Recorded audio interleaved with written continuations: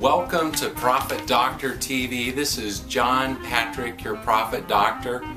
Today's letter comes from Milwaukee, Wisconsin, and it reads, "Dear your Profit Doctor, I read all the time about prevention and the importance of self-examination.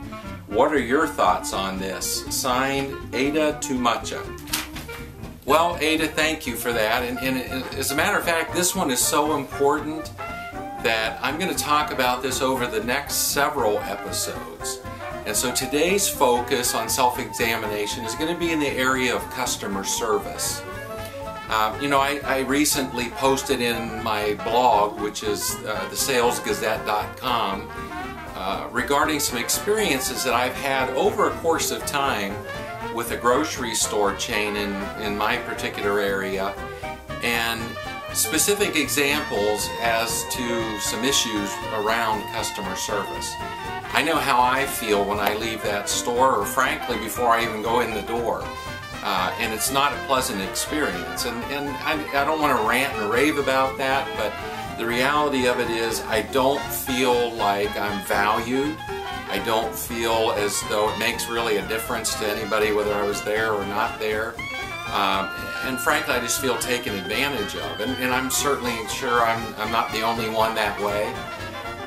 But I always look at this more from a perspective of what can I learn from an experience like that. Not so much, how does that make me feel, but how can I take that principle and apply it to my business and help you to apply it to your business. So, in this particular case, without going off on a tangent, it's extremely common when I go into this particular store chain, doesn't matter really which location, I find I've got to get out of the way of employees who are pushing carts or taking baskets back or going on a break or chatting amongst themselves or pushing carts down the aisle with a product in it that they've got to put up on shelves or whatnot.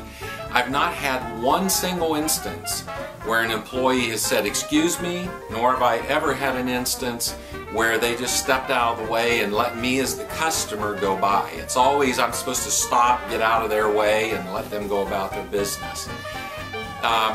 It extends well beyond that. There's some other things, and I don't want to spend all day on that, but it gets down to the fact that I've never ever had one employee say thank you for doing business here, despite even having had an interaction with their corporate office, not from a ranting madman customer standpoint, but even reaching out to them and from a businessman standpoint, and what could they learn on how to manage and provide customer service.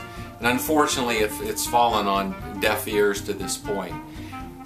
All that being said, what it's taught me is the what not to do's, or what I need to do in terms of my business and my clients to make them feel differently than I feel given that situation. And so again, we're going to talk about this in different ways over the next few weeks, but the bottom line is this: your customer or your client should feel when you've left that you have made a difference in their business and in their life for that particular day.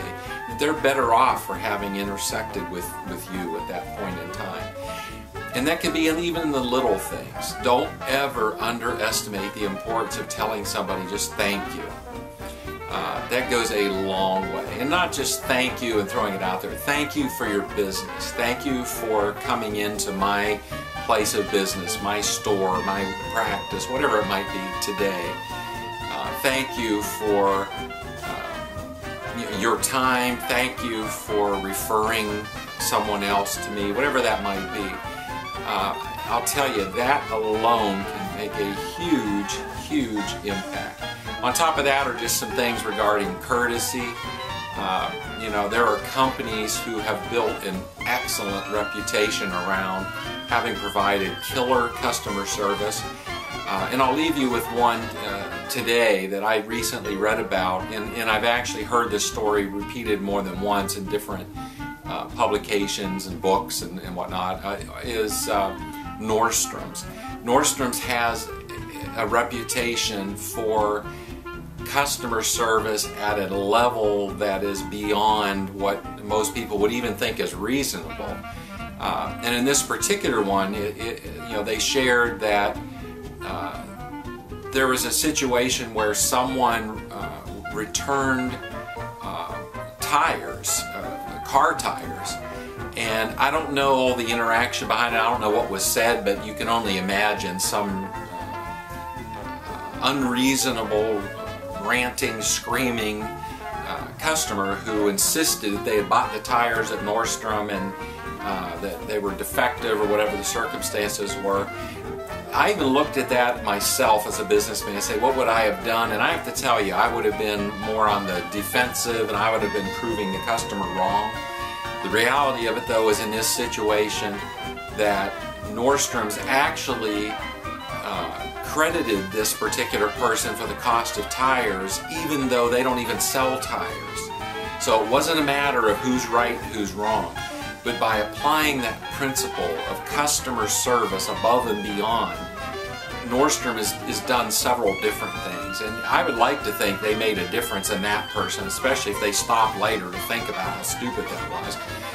But in addition, the message that it sent within their organization, the culture that they've created, and what it's done to people who have heard about it. I can tell you this, if I have something to buy and understanding that it's quality and therefore, you know, you're not going to get it at bargain basement prices, but the reality is if I'm going to spend my money somewhere, I'm going to look to spend it there because that's the kind of company that I want to align myself with. So that's just something to think about.